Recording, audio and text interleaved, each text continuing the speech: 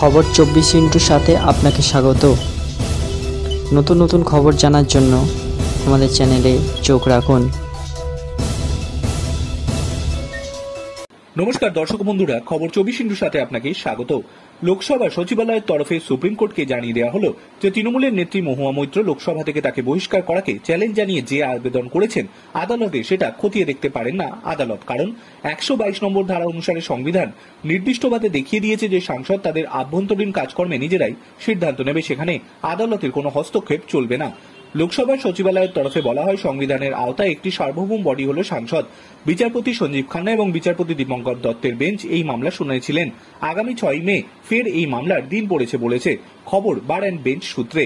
প্রসঙ্গত 2023 সালের 8ই ডিসেম্বর মহুয়া মৈত্রকে লোকসভা থেকে বহিষ্কার করা হয়েছিল। এ নিয়ে সেদিনই প্রস্তাব পাশ করা হয়। এথিক্স কমিটি তার আগে সুপারিশ করেছিল, তার ভিত্তিতেই মহুয়াকে বহিষ্কার করে প্রস্তাব পাশ করা হয়।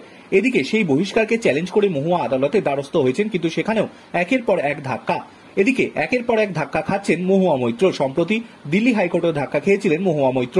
বিজেপি সাংসদ নিশিকান্ত দুবে এবং আইনজীবী জয় দোহাইও যাতে তার বিরুদ্ধে কোনো ভুয়ো এবং মানহানিকর বিষয়বস্তু পোস্ট বা প্রচার না করেন সেটা থেকে বিরত রাখতে তৃণমূল কংগ্রেসের সাংসদ মহুয়া মৈত্র আবেদন করেছিলেন।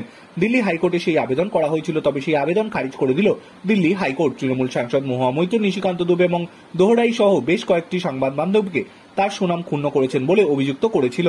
মানহানিকর, মিথ্যা এবং বিদ্বেষপূর্ণ বক্তব্য তৈরি, প্রকাশ ও প্রচার থেকে স্থায়ীভাবে বিরত রাখার জন্য মামলা করেছিলেন তিনি। প্রসঙ্গত 2023 সালের 14ই অক্টোবর নিশিকান্ত দুবেকে লেখা চিঠি প্রত্যাহারের জন্য দোহাইকে নির্দেশ দেওয়ার আর্জি জানিয়েছিলেন তিনি। অন্তর্বর্তী আবেদনে নিশিকান্ত দুবে এবং দোহাইয়ে তাদের পক্ষ থেকে কোনো মিথ্যা মানহানিকর বিষয়বস্তু পোস্ট করা, আপলোড করা, বিতরণ করা থেকে বিরত রাখার আহ্বান জানিয়েছিলেন এবং সোশ্যাল মিডিয়ায় তার বিরুদ্ধে পোস্ট করা মানহানিকর বিষয়বস্তু মুছে ফেলার দাবিও জানিয়েছিলেন। ফটো, ভিডিও, চিঠি এবং প্রকাশনা সহ কোনো কিছু যাতে তার বিরুদ্ধে না করা হয় সেটাই বলা হয়েছিল, তবে সেই আবেদনও খারিজ হয়ে যায়।